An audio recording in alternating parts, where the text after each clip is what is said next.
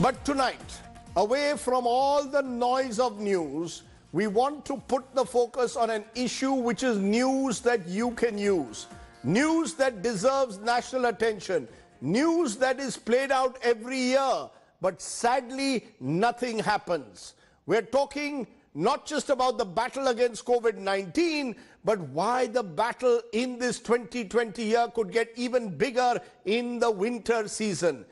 As winter and the festive season approaches, especially across North India, there is a likelihood of increase in respiratory illnesses. That's because, as you're seeing on the screen, stubble burning has started across the farms of the northern part of the country. It started in Haryana, Punjab, Delhi, Uttar Pradesh, and it's likely to lead to a dip in air quality. Now, this could start in North India but spread.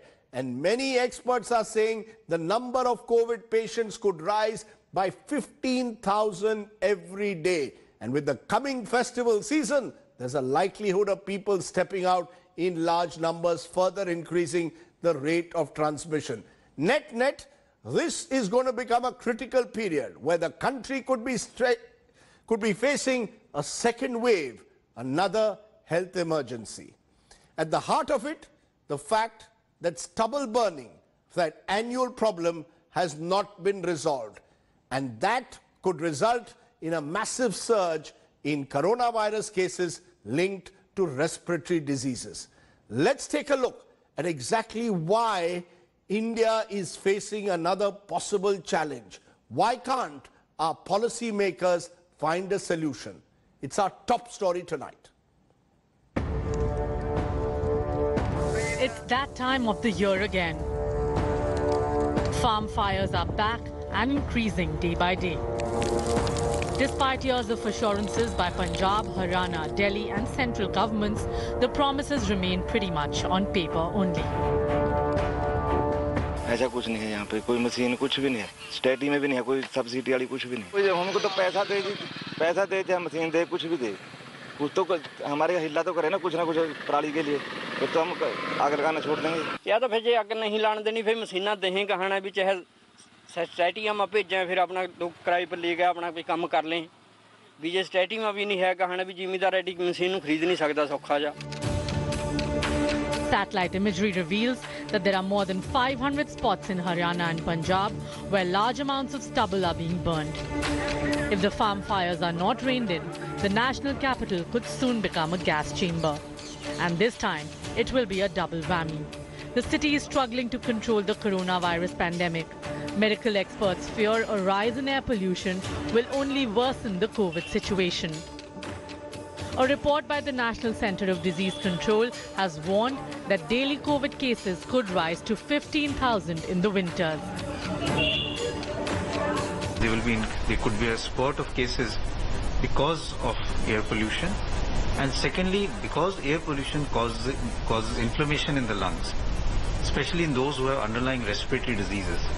If they now get COVID-19 infection also, it's very likely that they will have a more severe infection.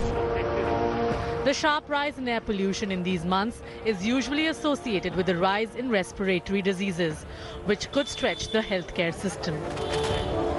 With Milan Sharma in Delhi, Bureau Report, India Today. Let's therefore raise the big questions that matter.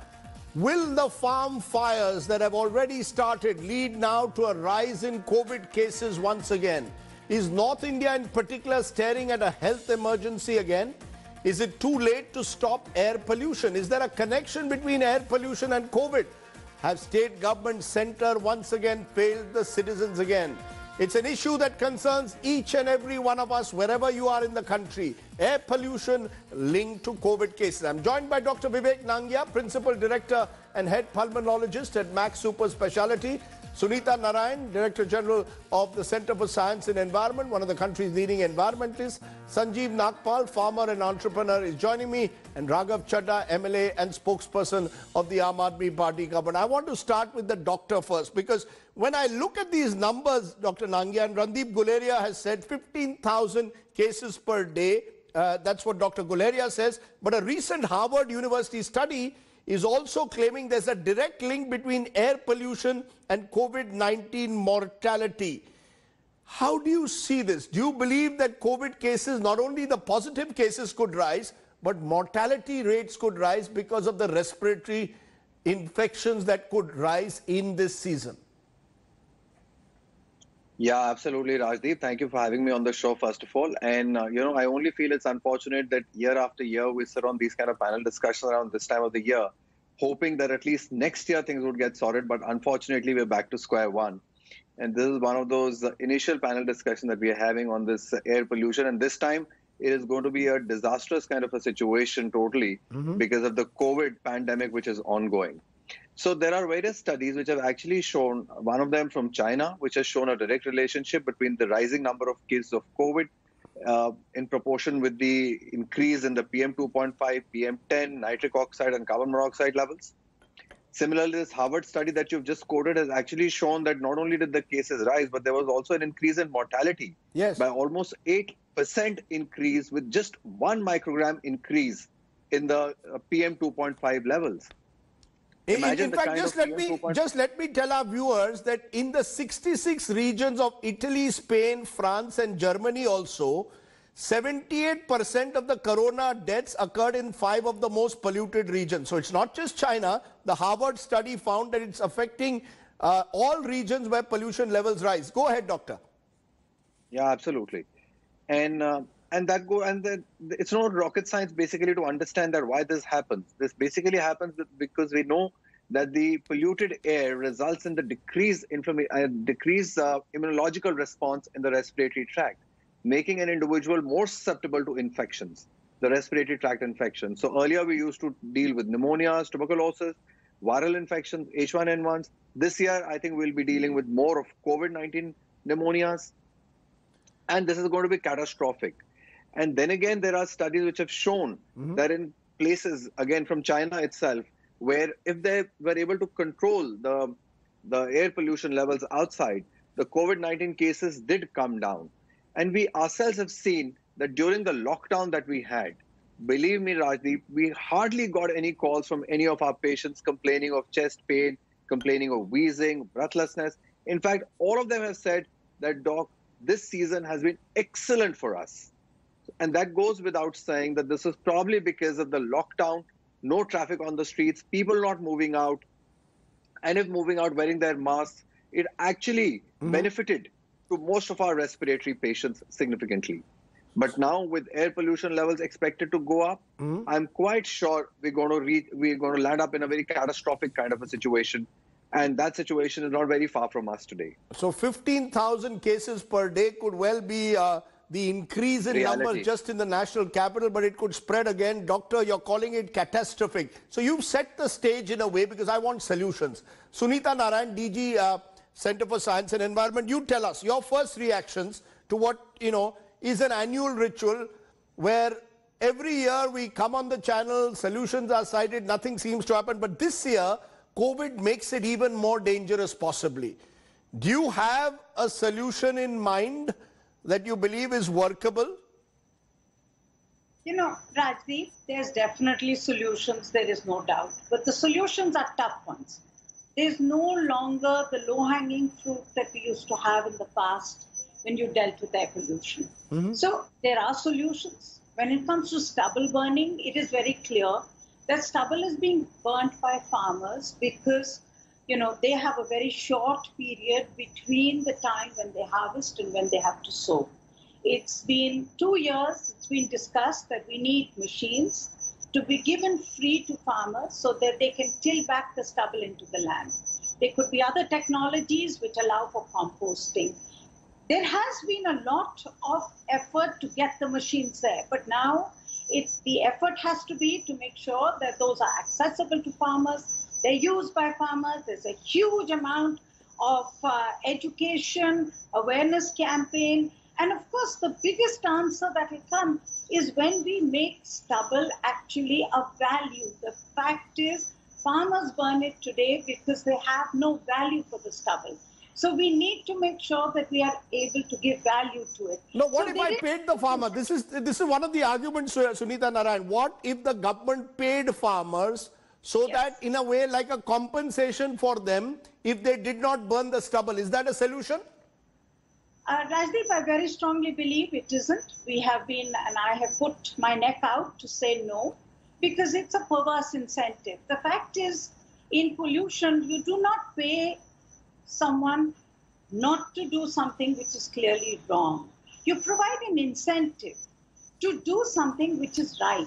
And in this case, what you have seen last year is that the Punjab government actually ended up paying some 30,000 crore and the number of fires went up. So definitely the farmers need assistance. Definitely the farmers need to be given incentives, but it must not come in the form of cash incentive so that they do not burn. There is no guarantee that that will work. So you're saying machines. You're saying machines are the best. I'm saying give them incentive so that the straw becomes something of a value and they don't need to burn it. Or give them What money. is the incentive? You're saying no to cash incentives. What is the incentive? So the incentive is, one, that the machines are free. Now there are 50,000 machines available in Punjab. They should be made free to the farmers so that the farmers can use it. They should be available at their doorstep. Small and marginal farmers should know where the machines are and where they can get them so that they can use it. And the incentive has to be that you need now very large biomass-based power projects, right, so that there is a price for the stubble, so that they can actually pay for it. See, just think about it. Nobody burns wheat straw because wheat straw is used for fodder. The fact is we need to give a value to this. Okay. And I think that is the incentive, that is the scheme that is in hand, and we need to push it so that it happens. So give free... Implementation and enforcement, Rajdeep, is the key to success in this country. We don't pursue something to make it work. Okay. We just look for new ideas. Let me ask this to Sanjeev Nagpal, farmer and entrepreneur. Sanjeev, would that be a solution that if I had machines available at my doorstep, which in a sense would incentivize me to use them free of charge so that I did not resort to stubble burning, would farmers welcome it? Well, according to me, as just mentioned, that we have to create value for the stubble. And we have successfully developed a technology where we process this paddy straw to produce biogas, which can then be used as CNG and manure. So the incentive to the farmer is that by using this manure, we are actually transforming the agriculture from production to quality of food. Okay. And with this the policy to liberate farmers to be able to sell his produce directly to the consumers, there will definitely be a shift from production to quality. But the fact is that in the past, we are only in the first week of October and we are already seeing large-scale stubble burning taking place. So while the incentives may well be sort of feasible, they don't seem to be implemented on the ground. I wanted to come to the politician last because Raghav Chadha, the Aam Aadmi Party government, is saying that it has shut all thermal power plants in the state. It is saying that it is taking this issue seriously. It is blaming all the neighboring states around the national capital that they are not part of the effort, collective effort that is needed to ensure that stubble burning is brought under control. You tell me, what is, to your mind, the solution? Where is the solution to this annual crisis of stubble burning, which in this year could result in this massive spike in COVID cases?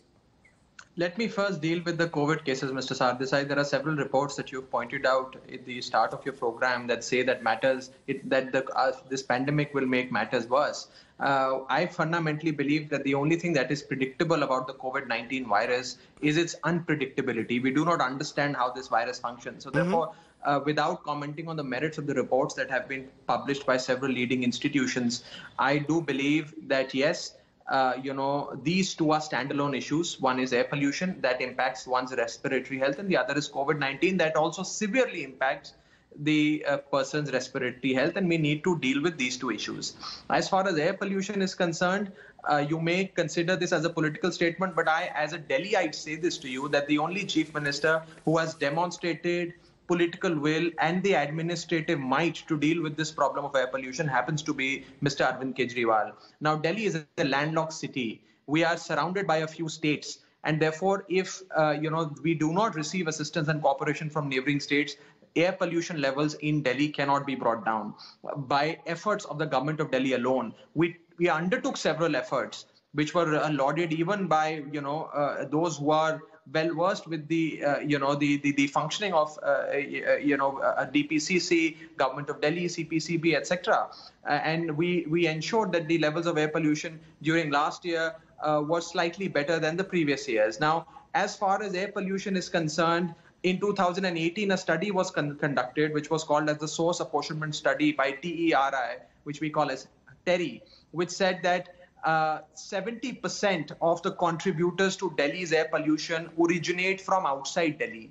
And a large part of that happens to be stubble burning. And the season of stubble burning has just started. In the first week of October, Mr. Sardesai, the cases of stubble burning in the first week of October 2020, in comparison to first week of October 2019, have gone up by a whopping 900% in Punjab and 300% in Haryana. So stubble burning. So why have Arvind Kejriwal and Amrinder Singh over this long period of the summer not sat together and tried to find a solution? What stopped the Punjab, Haryana, Delhi chief ministers to sit together? You say that Arvind Kejriwal is serious about air pollution. I take your point. If he's serious, you've got to sit across a table and find a solution. You can't come to me in the first week of October and say that the number of cases have gone up by 900%. They have. And Rajdeep, I'll come to. May I just let him finish, ma'am, and I'll come to you. Sunita, just a minute. Let him finish. Yes, Raghav. Now, Mr. Sardesai, first of all, a series of dialogues and discussions were anchored by the union government over the last few years. And you will be shocked to know that environment ministers of all neighboring states were invited. And the only environment minister who showed up in that meeting was Delhi's environment minister. Punjab, Haryana, Rajasthan and Uttar Pradesh, all four chose to skip those meetings. So that's where the priorities lie, and that's writ large. Now, speaking of stubble burning, Mr. Sardesai, if there is political will, you find innovative solutions like Mr. Kejriwal has found this biodecomposer solution, which will now be used in farmlands across the city of Delhi. Similar solutions can also be undertaken by Punjab. Ms. Sunita Narayan was speaking of various, sustainable solutions. Why I do fundamentally believe, and I agree with her, that sustainable, cheap, accessible and beneficial solutions need to be found for the farmer in order to not undertake this stubble burning. But of course, a short-term measure, a low-hanging fruit, can certainly be paying the farmer some cash incentive of 100 rupees per quintal, which the farmers of Punjab and Haryana have been demanding. Happy Seeders, we always learn about these new machines like Happy Seeders, etc., which the government of Punjab promises that they will deploy at the farmer's doorstep every season. But those machines are nowhere to be seen. The government has allocated 4,500 crore rupees as the Clean Air Action Fund, but not even a single of that penny has even been spent in order to deal with air pollution. So therefore, what I'm trying to say here is, Mr. Sardesai, that while you may criticize us and you say that, look, there are 40 more things that the government of Delhi can do, yes, we can do and we will do and we are willing to learn. But if we do not get cooperation, active participation from neighboring states, Delhi, which is a landlocked city, cannot alone solve the problem of air pollution. And I beg through your channel, Raghav, you make the point. I want to move this debate on. And I know, Sunita, you want to come in, but before you come in, just let me tell our viewers, there could be a more pocket... I'm going to let you respond, but there could be, some are saying, a more pocket-friendly solution to the deadly air pollution that the north of the country faces. Scientists at the Indian Agriculture Research Institute in New Delhi claim to have developed capsules, which they say helps decrease crop burning drastically. The technology is called the Pusa decomposer. It converts crop stubble into compost, a cost-effective way, they say, to deal with air pollution caused due to the crop stubble burning. The Delhi government says it's satisfied with the solution, wants to take it forward. Now, Sunita Narayan, respond to what you've heard. That are these the potential solutions, maybe technological solutions? And why were you nodding your head in disagreement so vigorously when Raghav was speaking? Because I would really appeal to Mr. Chadda and his party not to politicize this issue and drag down the issue of air pollution down to this level. The fact is air pollution requires cooperation in the states. And air pollution is about one airshed. And let's be very clear about this, Rajdeep, and I have spoken about this, and I have spoken to the Chief Minister and his colleagues about this. So I'm not saying it just on your channel and trying to play any politics. The fact is, stubble burning is definitely a very important cause of air pollution in Delhi for 1 month in winter, between the 15th of October to the 15th of November. But it is winter, and the fact is that with winter, all the local sources of pollution, which are constant in Delhi, are part of the problem as well. This study on 70% of the pollution coming from outside is absolutely, there is no credible basis for it. But I'm not going to join issue with Mr. Chadda on it. I'm very thankful to the Delhi government that they take the air pollution issue seriously, and they have for the last 2 years. We have been working with them to make sure that action is taken, particularly when it comes to industrial pollution, and now with the focus on hotspots. There is no doubt that Delhi government is being serious about it. However, Rajdeep, the fact also is that the Haryana government and the Punjab government are also working on this. So I think instead of playing, no, it's not about politics. No, I don't think it's about one government versus the other. This is a collective effort. Air belongs to just a minute, ma'am. Air belongs to all of us. It doesn't belong to either Raghav Chadda, doesn't belong to Captain Amrinder Singh, doesn't belong to the Haryana government of Mr. Khattar. It belongs to each and every Indian cutting across boundaries. But just a minute. I want to go back for a moment. I just want to go back for a moment to Dr. Nangia, because Doctor, it isn't just air, it isn't just stubble burning. It's the fact that all of this is going to happen at a time when we are slowly unlocking. Unlock 5.0 is upon us. We've got the festive season coming on upon us. It starts with Durga Puja. It will then go into Diwali. So you've got a period where people will want to go out, and you've got pollution levels rising. So it seems like almost like a double whammy. Are you telling people that this is a time you're going to have to be extra careful this year, even compared to any previous year of recent times? Would you advise people, therefore, stay indoors over the next month to the greatest extent possible? So I think we're going to land up in a situation where it's going to be an extended lockdown only for people who already have a pre-existing lung disease, chronic heart disease, liver disease, kidney disease, because these are the people who are going to be more susceptible to having COVID illness and also be affected by air pollution at the same time. So especially this high-risk group of elders, of the younger age group, they would definitely need to take very high level of precaution and not move out without a specific reason. They should only be moving out when it's essential, very, very essential and unavoidable. Otherwise, best would be to stay indoors in a situation like this. Because not only is it the stubble burning that is going to cause a problem, but also the vehicular movement on the streets, which is going to result in increased traffic jams and smoke. And then again, when the winter's approaching, we always face this problem of smog in the early morning hours and late evening hours. So the situation is going to be very grim in times to come. So people who are already susceptible should be very, very cautious and not move out unnecessarily. Again, you're, sort of giving a sort of statutory warning. I just want to get a sense from you, Raghav Chadda. Is there a recognition that this statutory warning that exists this year? Is the government going to be more conscious of it than perhaps it's been in previous years? Well, of course, Mr. Sardesai, this is an unusual year. We're living in unprecedented times, and we have in the middle of a fight against a global pandemic and a raging pandemic, I would say. So, of course, I think the government is certainly cognizant of all these things and how COVID-19 has already had an adverse impact on the respiratory health of people, coupled with bad air pollution levels. It can certainly make matters worse.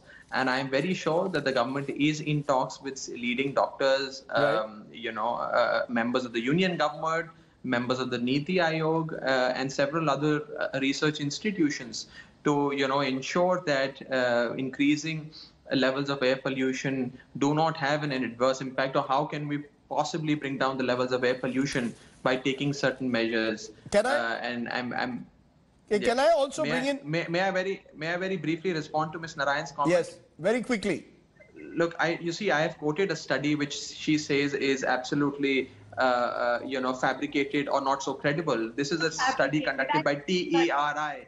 This is not a study conducted by me or the Aam Aadmi Party, or it doesn't come from. May I just finish? Do I verbal heckle you, ma'am? Ma'am, do I ever verbal heckle you? May I just finish my point? Let me just finish my point. I didn't utter a single word when you were talking. I'm basically making the point. I'm not joining you. I'm saying very clearly, Mr. Chadha, I'm not joining you. Can you extend the? I'm saying to you, can you extend the same? Stop politicizing. Mr. Sardesai, may I speak? Stop pointing May I just speak? Okay. May I just speak? Can I just? Yeah, Mr. quickly Sardesai, finish, Raghav, quickly. Seconds. Look, I don't wish to get into a verbal heckling with somebody. Yeah. I don't do that. I don't encourage that. No, we don't encourage it also. We don't encourage it on the news today. You don't. And let me make this very clear. I do not even appreciate it. No, just a minute. Number two. Raghav, I am asking you a simple Yes. I'm coming to the political point that has been raised by a panelist on your show. Look, I am raising this point, Mr. Sardesai. I'm not naming political parties, but I'm saying that Delhi is a landlocked city, and therefore you need to acknowledge the role of neighboring states. And I would be extremely happy and elated with joy if EPCA, which is a Supreme Court appointed committee, of which Ms. Narayan is an active part, if they can also ensure that Haryana, Uttar Pradesh and Punjab do their bit in curbing air pollution levels, particularly when we are facing a raging pandemic. And this will certainly begin in the month of October, when the stubble season has just started. So I just want that EPCA listens to us. Okay, one of these contentious issues that we've raised in the program, Sunita Narayan disagrees with it, is cash incentive for farmers. Raghav Chadha suggesting maybe give some small cash incentives. I just want Mr. Nagpal. Mr. Nagpal, do you believe cash incentives will work for farmers? Certainly not. But we must first take into account why farmers burn it. What is their compulsion? And until and unless we address that compulsion and create value for the stubble, no matter what we do, the burning will not stop. We have never taken farmers into confidence while making any policy on what machines to use, why they have to be used. Until and unless farmers' problems are addressed, they are.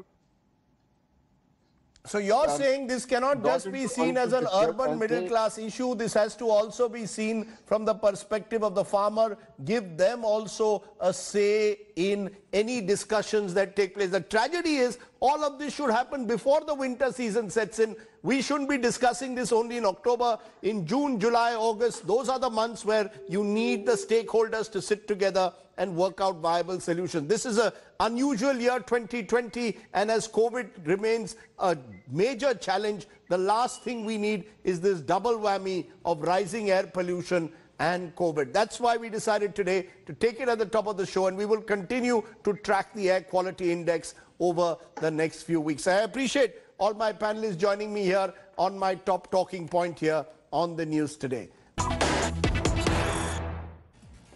Welcome back. The other big story that's breaking this evening, the Bhima Koregaon case. Remember the case where several activists have been arrested allegedly for trying to incite violence. Well, the National Investigation Agency now reveals that human rights activist Gautam Navlakha was arrested. They have claimed in their charge sheet that he's linked to the ISI. That's right. The NIA charge sheet today that was framed against 8, including Navlakha, claimed that Navlakha recruited cadres for Maoists.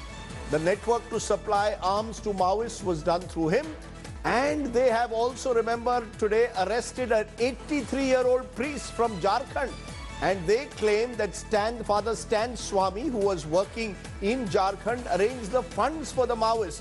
So this is the nature of the charge sheet that has finally been filed by the Pune police in the Bhima Koregaon case. Now, at the latest, of course, is that of the arrest of an 83-year-old priest from Jharkhand. His arrest has led to considerable amounts of angst among priests who claim that this is an unfair arrest. The National Investigating Agency raiding the residence and picking up Father Stan Swami, 83-year-old from Ranchi, for his alleged involvement in the case. Now, Swami's supporters have hit the streets. They claim that he has all his life been a tribal activist but never been involved in anything that can be described as unlawful. They've also released a pre-recorded statement of the priest where he claims he has never even been to Bhima Koregaon near Pune. It's our other big story tonight. Father Stan Swami, an 83-year-old tribal rights activist from Jharkhand, is among the 8 people booked by the NIA in its supplementary charge sheet in the Bhima Koregaon violence case.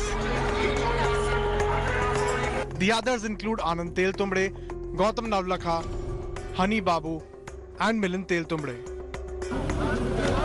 Activists are up in arms against the manner in which Stan Swami was arrested from Ranchi. The NIA, which had raided Jesuit priest in August 2018 and June 2019, knocked on his doors a third time on Thursday.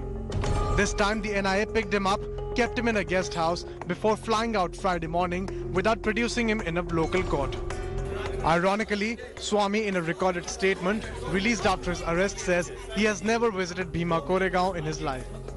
In this case, it so happened the Bhima Koregaon, a place that I have never been to in all my life.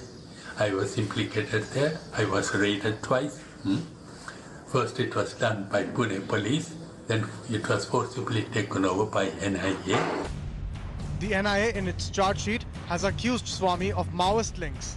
Swami in his statement has rejected the charges. They started to put before me certain extracts which were, Maoists were communicating with each other. And in some extracts, even my name was mentioned. I just denied and disowned every single extract that was put before me, except one, where Sudha Bharadwaj and myself, we were the co-conveners. Economist John Rees, who is widely hailed as the brain behind Manrega and Right to Food Security, turned the arrest arbitrary.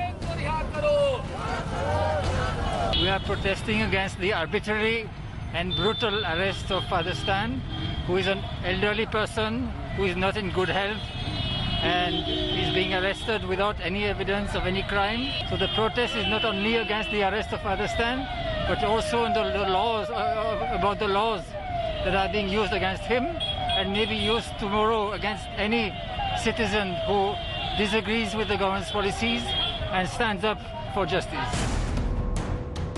The case dates back January 1st, 2018, when lakhs of Dalits gathered near Pune to mark the 200th anniversary of the Battle of Bhima Koregaon, which was won by the British Army comprised of Dalit soldiers. The event had sparked tensions with upper castes and violence. Protesters are explicitly saying, and they admit, that if you speak against the policy of government and if you don't see, if you are not with the policy of government, you will be falsely fabricated, and this is what has been done in the case of Father Stan Swami. With camera person Rakesh Tiwari, this is Satyajit Kumar in Ranchi for India Today. And let me raise a big question tonight. Is the arrest of an 83-year-old, and I keep stressing on the age of Father Swami because he has spent a lifetime working among tribal groups in Jharkhand and other parts of the country, is it an arrest, a misuse of the law? Is it gross violation of human rights? Are these questions that we should be asking or not in this country? Because clearly, to go and pick up an 83-year-old and then link him to the Bhima Koregaon violence raises several questions. I also want to make one clarification, because I have with me Father Cedric Prakash, another human rights activist, and I had asked for a representative to come from the police either in Maharashtra or at the center. They were not willing to come and explain the reason why Father Swami has been arrested in the manner he has. So with that clarification, I want to ask you, Father Cedric Prakash, the fact is the charge sheet itself claims that Father Swami was in some way helping financing Maoists. So they are linking the financing of Maoists to the violence that took place in Bhima Koregaon and suggesting that the likes of Father Swami were financing Maoist activities in Jharkhand and beyond. How do you respond? Rajdeep, this is absolutely ridiculous. A citizen of India, an 83-year-old man who has given his life for the Adivasi, who has worked for them, for their right, with passion, wanted for them the jungle or jameen, roti kapda or makan, and today fabricated cases are being put on him. For 15 hours he has been grilled over a period of days. He has been interrogated. They have found absolutely nothing wrong. So where does Stan get his money? Some months ago they took all his personal possessions. It was practically nothing. He was living a very, very frugal life.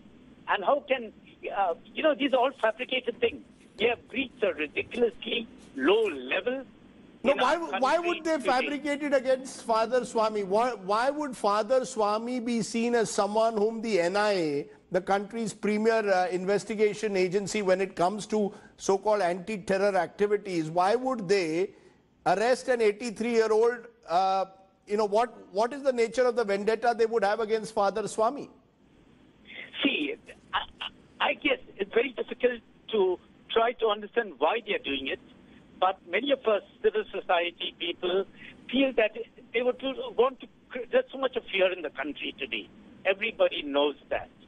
And once you try to incarcerate a person like Stan Swami, okay, you have literally kind of created a fear psychosis among the tribals you are serving, among the Adivasis. They have been fighting for their rights. He has been supporting them. And if they can do it to him, so the basic message is being sent out to the others. We can do it to any one of you tomorrow. And this is, I think, a very, very serious, a very painful message sent to the people of India today. In the Bhima Koregaon case, one strand is of various individuals who have worked very hard in Adivasi areas, the likes of Professor Sudha Bhardwaj, for example, who's been in jail for more than two years, that all of them in some form or the other, according to the police charge sheet, were inciting people, giving provocative speeches over the years, and have conspired with the Maoists, either through funding them or financing them. And the allegation against Father Stan Swami is that he was actively involved in the activities of the CPI Maoists and was in contact with these conspirators, that this was a grand conspiracy that eventually led to loss of life and property in Bhima Koregaon. How do you respond to this conspiracy theory which is being woven? See, this conspiracy theory can be said about anyone at any time. Once again, I'm saying this is a very sad state of affairs. I have friends from across the board. Just because a friend commits a crime, that doesn't make me complicit with the crime of that person. Where, it's far away. Or even if I've got an email from them, that doesn't mean. And today, the people whom they have been putting in jail, the likes of Sudha Bharadwaj, Anantal Tumde, Vernon Gonsalves, Arun Ferreira, the people from the Kabir Kala bunch, are people who have stood up for the rights of people. Basically, the message being sent is not about you're supporting them financially, involved with the terrorist activities of these so-called groups, which is, I think, fabricated, but you're taking a stand for the legitimate rights of the people, which the Constitution of India guarantees, and which all of us have a right, to be supporting. Okay. So, fair enough, Father. You've, in a sense, suggested that this is therefore a complete overreach of the law and totally unfair. You believe that this is an attempt being made to silence dissent and critical voices. Unfortunately, as I said, the police was unwilling to come. I appreciate you joining me, though. I just want to, as I end on this segment, quote what Ramchandra Guha has said today: like Sudha Bhardwaj, Stan Swami has spent a lifetime fighting for the rights of Adivasis. That is why the regime seeks to suppress and silence them, the Modi regime, because for this regime, the profits of mining companies take precedence over the lives and livelihoods of Adivasis, is the charge that is being made. So clearly, again, this has pitted government versus activists. Let's turn to our good news today story. There's always good news in this great country called India. This one comes from Kolkata, where the city's heritage tram cars have been revamped in order to attract the younger generation. New interiors and even a small gift to attract the young customers. The tram cars of Kolkata are back on track. Take a look. Indrajit Kundu reports.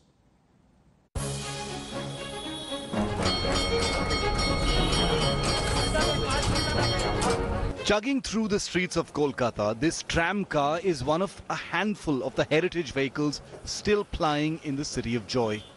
Often termed as a redundant transport medium due to its slow pace, it's a last-ditch effort to save it from extinction. This single coach has been converted into India's first tram car library. As this heritage tram makes it way past the heritage areas of North Kolkata, you also have the advantage now to enjoy your ride while you are onto it and also pick up your favorite book from this library and read it. This is of course an AC tram. As you can see, it has been converted into an AC tram. And you just have to pay rupees 20. Yes, that's right. Just rupees 20 to take this ride. With tracks mostly encroached on by other vehicles, making it difficult to move at higher speeds, a tram ride is more about nostalgia than anything else today. For now, the tram library moves through Kolkata's heritage zone in the northern part of the city. It starts from Sham Bazaar depot and ends at Esplanade via Wellington Square. The ride costs just 20 rupees. बहुत ही interesting है ये. अच्छा time pass भी हो सकता है. पढ़ाई के मामले में आप आजकल की दुनिया में क्या मोबाइल लोग सब विचलित हो जाते हैं सब देख के. उससे अच्छा है जनरल नॉलेज पढ़ ले. Kolkata is the only Indian city to still have a tram network. It's also the oldest operating electric tram network in Asia. Conservationists feel much needs to be done to keep the heritage intact. While many think that it's redundant, there are also those who think that such eco-friendly mode of transport is a great way of having a green and clean future. With camera person Probir Biswas, Indrajit for India Today in Kolkata. Oh, Kolkata is all we can say. Okay. In a moment from now, I'll be back with the News Unlock, where we are focusing on the Kerala story. What's happened to the Kerala model when it comes to fighting COVID? What's gone wrong or right is what we'll ask. Before that, Friday night, I want to leave you with my image of the night. Visuals from the successful test of the Rudram missile. The missile was fired from a Sukhoi 30 fighter aircraft off the east coast of the country at Balasore in Orissa. These visuals on your screen are of India's first indigenous anti-radiation missile developed by our very own DRDO. Thanks for watching the news without the noise. Bye for now.